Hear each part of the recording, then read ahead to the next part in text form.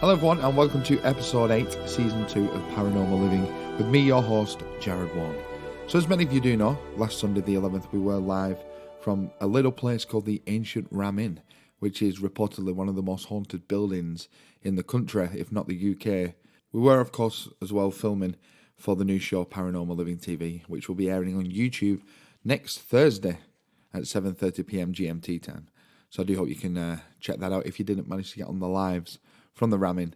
So I'm going to sort of be reviewing what happened throughout the investigation and let you know my thoughts and give you a bit of a rundown into what happened and what went on. But first of all, I'd just like to let you all know, everybody, we are now on Instagram. So you can get us under Paranormal Living. There we'll be putting up some regular content as well, of course, like we do on Facebook. But on Instagram you will see a bit more behind the scenes, some of the places we are going to, a bit of the road trip down, bit behind the scenes of filming the podcast. So remember, Paranormal Living on Instagram, you can get us on there. And of course, don't forget YouTube, Paranormal Living, Twitter, Paranormal Live 20, and of course, YouTube, Paranormal Living TV. And if you would like to come on the podcast, as I always say, or like to book a reading with myself, or if you would like to share any experiences, you can get us on paranormallivingpodcast@gmail.com. And as always, if you go in the description, all the links to the social medias are there. So just before we do get into today's episode and today's topic about the Ancient Ram Inn, we are of course sponsored by Paranormal Technology, Paratech, who are based in Northern Ireland. You're not just buying equipment, you're buying an experience. And we get all our equipment from Mark. He is an absolutely fantastic guy and the equipment is fantastic and it's a fantastic price. So please do go check him out on Facebook, everybody.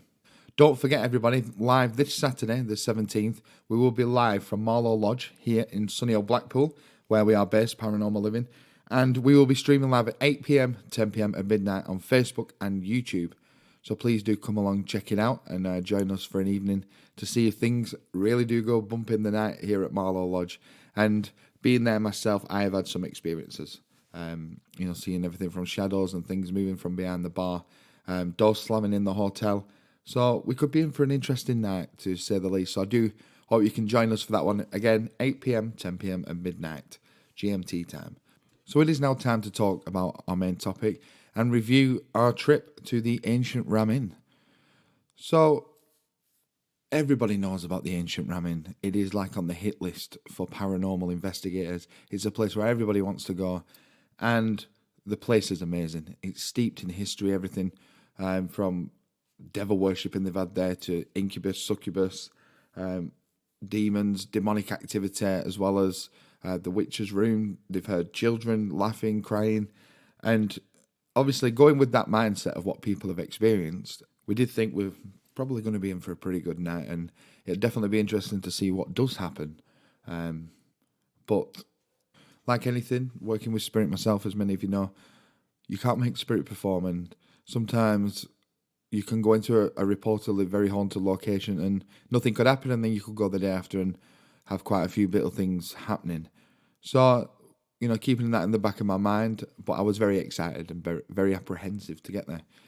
So, as we were travelling down, we got to the hotel, checked in, and we did our protection, which, as many of you know, Denise, who is a friend of the podcast and our medium with us, she unfortunately couldn't join us on the investigation due to obviously everything what's going on. But she did join us via web chat and on WhatsApp as well. And she talked us through a little meditation and, putting that protection up. Because if there is anything sinister, demonic there, obviously we want to make sure we are protected and obviously nothing does attach itself to us, which have many reports from there, people leaving sick and weird things going on. So, definitely to make sure we are safe. So after we did the meditation and putting our protection on and things, a cool thing did happen. I did see my granddad in the meditation stood behind me. So that made me at ease because I know he's around me and obviously give me that protection for the evening. And then we got everything ready, of course. So we had quite a bit of equipment with us. To say we started with nothing, we have now got a very nice collection growing each week, which was given to us by Paranormal Technology, Paratech, who are based in Northern Ireland. They, of course, sponsor the podcast as well as our Paranormal Tuesdays. So with us, we had everything from the night vision cameras to infrared, the music box, the trigger light we did use on the live feed the other week, which started going off. So we did have quite a bit with us, REM pods as well, just to name a few bits we did take with us. So it was cool to have all this equipment to be able to use it all fully as well, to build on the experience of the ramming. So as I was driving to the ramming from the hotel, I did have like a weird pressure at the back of my head, which recently I found is spirit when I'm ready to open up or when they are around me. And that tends to be happening a lot recently. And as I was driving, I did see people stood at the front door of the ramming. So I thought it's either protection or something's waiting for us. And then as we got there, I will tell everybody, as you get to that building, it's just majestic. It is amazing. You drive down the main road, and it's on the left, and it's just amazing. It looks so cool. And then we did get into the courtyard, which, again, this place is massive. Like when you look at it on the pictures, you think it's a decent size, but until you get in and you do the walk round, it is absolutely huge. So we did start filming then. We started unpacking the car to do the intros for the Paranormal TV show, and straight away we had issues with technology, which was very strange. Like you said before, we'd left, everything had been charged up the night before, and we got there, so we started getting the video camera out onto the main roads to unlock. So obviously, like I said, we could film the intro. Then all of a sudden, the video camera wouldn't work. Don't know why. And this went on for ages, so we had to use a mobile phone, which thankfully the new iPhone's got a pretty decent camera on it, so that did help. And yeah, it was weird. A few issues with technology, which was very frustrating as we are there to try and film. And then once we got into the courtyard, Jaide filmed the part, obviously telling the history of the place and some of the experience people have had. And then it was time to enter the building. So I was very apprehensive at this point. And again, it's in your mind of what people have experienced in this place, what is going to greet us as we open the door. And unlock the door. And straight away, it felt really calm. And there was a very nice energy there, which I didn't expect, to be honest. So, of course, we are filming as we're walking through the whole building. We get into the main front room through the door. And like you say, it's a lovely, warm atmosphere. And nothing, to be honest, feels that negative. So, which was good. So, we carry on doing our walk around. And then we get into the back room, which is quite an infamous room, which is where they've found the graves of the children there. And it was the old bar area, so I believe. And it was ice cold in there. There was definitely a drop in temperature. And it did feel a bit more eerie in that room. So then we do carry on walking through, went into the barn area where some of John Humphreys, who's unfortunately passed away, who was the owner of the ramming. Quite a few of his belongings are still there. But, it felt okay. It still felt like a warm, nice energy. And then it sort of changed a bit. So we got onto the staircase where there has been numerous pictures of apparitions on that staircase leading upstairs, obviously, to the witch's room, the bishop's room. And again, I didn't realise how big this place was, because when you watch a lot of the programmes and documentaries, it doesn't show half of this place. Honestly, I can't tell you how big it was. Then as we got upstairs, on the right to us is the witch's room, which, of course, by the name of it, there is apparition scene of witches in there. And a few other things what do go bump in the night. So as we walked in that room, I did see a big Ouija board on the table. Straight away, put me off. As many of you know, we spoke about it numerous times. For me, personally, it's not my thing. But it was there, obviously, to use if anyone wants to use it. Did a little walk around, but that room did feel eerie. There was something about that room. I don't know what it was, but it was creepy. Straight away, you could get that feeling as you walked in. And then as we come out of the room, there's like a den room which has got a little table and chairs in it. It's only a small room, but the floorboards are a bit uneven because at one point I did think, is my foot going to go through this? So then as we carry on walking, we get to the most famous room in the ramming, which is, of course, the bishop's room. So, as many know, John Humphreys used to always knock on the door before he entered and ask for permission to come in. But as we got there, the door was already open. But I still knocked on the door anyway because I knew that's what he did and you don't want to upset anything. So we knocked on the door, went in. But at that point, it felt okay. With it being the most famous haunted room in the whole building, I did sort of think you would probably feel something negative in there straight away. But surprisingly, it was okay. So that was our little rundown of the walkthrough. But it didn't feel, like I say, apart from the witch's room, which I did find the eeriest room, it all felt quite okay and quite homely and family feel to it personally. But what I did find is normally when I'm doing a walk around in a venue or hotel or wherever we've been, normally I'm linked up to spirit, but at this time I was completely shut down. And my arm normally goes dead. I had nothing like that. Didn't really pick up on much, personally. So it was like, you are shut down, there is nothing physically coming near you, which was quite interesting because normally, like you say, I'm opened up straight away, which sort of did make me think, is there something a bit negative there, just wondering. At that point, who knows? So we did obviously get everything else together and we decided to go live for the first part of the evening. So for those who did join, thank you very much. For those who haven't, you can still get it on the Facebook page if you want to take a look back. And we showed everyone round, did a quick walkthrough, missed some rooms out, of course, because as we are filming there as well, we didn't want to show you everything. So we made our way downstairs into the first room, which is the living room, which, from what I believe, is where John Humphreys used to sleep.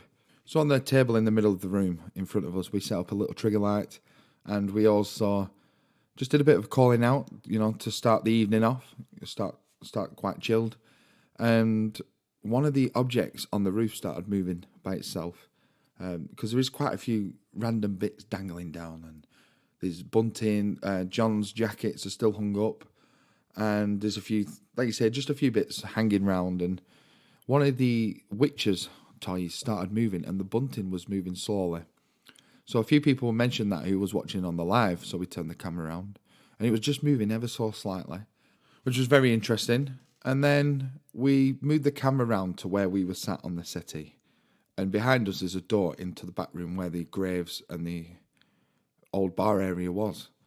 And quite a few people commented on that one, saying that they did feel a gentleman stood behind me, and he was stood in the doorway watching us and obviously watching what we was up to.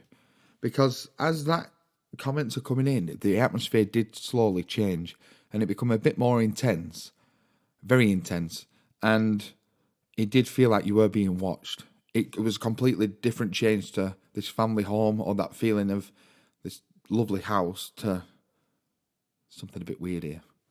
So that was happening, but I didn't see anything and didn't really sense much, to be honest. It was just that feeling and the energy being a bit more intense. And we had a medium on with us called Kathy, which I know from Blackpool Spiritualist Church.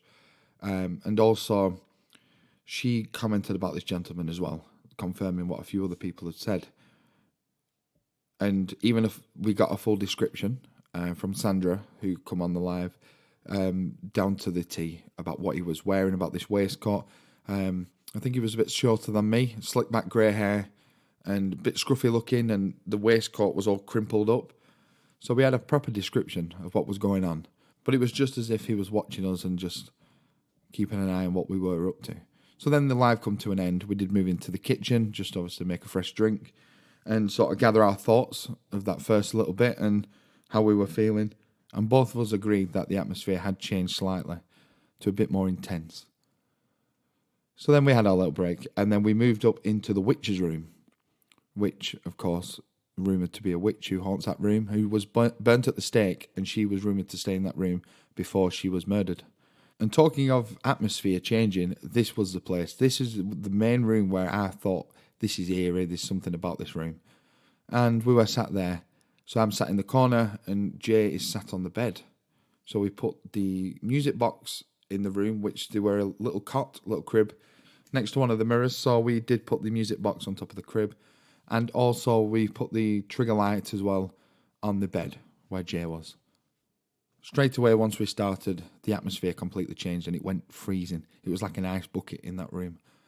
And where I was sat, just the right-hand side of my body, which is normally the side what goes dead when I'm working with spirit, when I get the dead arm, that was as if I'd put my arm into a freezer or an ice bucket. It was so cold, and I kept telling people that, telling them what the energy we were feeling.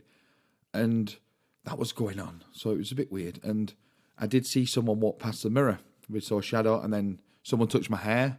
So we were starting to get now building up a bit of atmosphere and sensing spirit around us and obviously being touched. And then as Jay was led on the bed, someone decided to touch a bum, which made a jump, which you can see on the watch along we did. which was very interesting because it's the last thing we expected. But knowing about about the incubus or the succubus, it does make you think: is there something trying there? And it was picked up then about a lady stood next to me, and this lady was blowing on my cheek. But just before this was all wrought, I felt someone, like I mentioned, touch my hair. There was someone blowing at the back of my neck down to the side of my ear on the right hand side, which was then picked up on the live feed before I'd even said anything. So this lady was seen, and someone come up with the name Old Maud, I think it was. And this lady was seen walking around the room, and the shadow and a few things going a bit weird in the room. And as we were sort of coming to the end of the witch's room, we decided to move the music box onto the bed. So Jaide sat across from me, and then we put the music box on the bed, and we turned the trigger light, and the trigger light went next to me, where I was sat. So the light never went off, but then after 5-10 minutes, we was calling out and asking, to give us another sign that they are around us. The music box goes off, and like I said, there's no one near the bed. We debunked it live on air, and it is the freakiest tune you'll ever hear for those who have heard it. But yeah, the music box did go off, and which made us jump, and it was just like, wow, we got the sign, because obviously we was waiting for the music box to go off, and it did, which was pretty amazing. And then obviously come to the end just as we were ready to log off for part 2.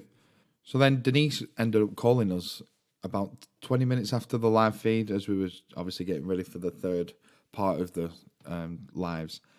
And we did a little walk around with Denise, and she put the flashing cat balls on her table with her. And then we were showing her obviously around the place because she hasn't seen it yet, and she didn't manage to come on the lives. And then she would tell us what she picked up on about these 2 children she could hear. So she was saying, maybe start calling out to them to see if they will come forward. And she also mentioned about the gentleman as well, stood at the back of the room. Because as we were filming this, which I do have on footage, which will be on the episode about the ramming, because I did like a screen record when I was talking to Denise, the ball started flashing as we were talking about certain subjects, and which was very, very cool. So then we moved up to upstairs because she was on about this wardrobe, so we took her to the bishop's room. And in the bishop's room, she mentioned about a bit of a weird feeling about these 2 children, and yeah, it was weird. The atmosphere again was changing as she's talking about this. And we span round to show her the wardrobe, which she felt drawn to. And she did say at that point there was something a bit negative to do with that piece of furniture. And we then took her into the witch's room where we'd been a bit earlier. And then she was saying, of course, about setting some more trigger objects and about the children again, picking up on these 2 children. And as we was talking, the ball started flashing again, but it was only when my voice was coming through. So then I asked her about protection to make sure it was okay, and then the ball started flashing. And my granddad, the ball started flashing, so it was pretty cool, and we knew we were protected. So moving on to the live now, we are in the bishop's room, all set up ready. They do say not to sit on the middle bed, so as you do, Jaide decided to sit on the middle bed, and straight away there was a weird vibe in that room. You could just feel the atmosphere change, but at that point I didn't think it was that negative. But there was something weird in that room. And then, lo and behold, again, the right side of my arm goes ice cold, like a bucket. So cold. And I'm feeling cobwebs over my face. So again, spirit coming near and that protection, because I'm sat down, not moved. And then I had asked spirit to just show me something, because I know I weren't open, but, just to take me somewhere or show me something. And then I did pick up on about someone with a stroke, and then I looked at Jaide, and then the face completely changed into a bald gentleman, which did freak me out. And it definitely was something I wasn't expecting. And then in the comments, people were saying about 2 people stood behind Jaide. So moved over to the 3rd bed, closest to the window, which is why people were saying they were seeing figures and something dark. So we moved over to that bed, I stayed in my chair. And again, the atmosphere was just intensity and just a feeling you're being watched. So we were calling out. The K2 meter, we decided to start having a complete fit and flashing here, there, everywhere. And it's on a wooden bed. There's no obviously electric lines going through, which was very bizarre. And we did get a screenshot sent to us after that live feed of 2 people stood behind Jay, which was very, very freaky. And it sort of set the tone for the rest of the night as the investigation went on. But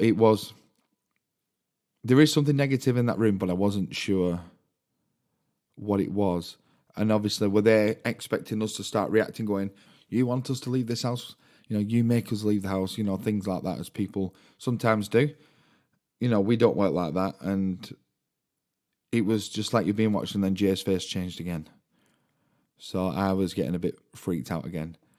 So we had a little break, and then we carried on with the rest of the investigation, and we did a full lights out in the bishop's room, and of course back into the witch's room, which things, weirdly enough, decided to completely die down then at that point. The atmosphere completely changed. It was literally as if they'd left and gone.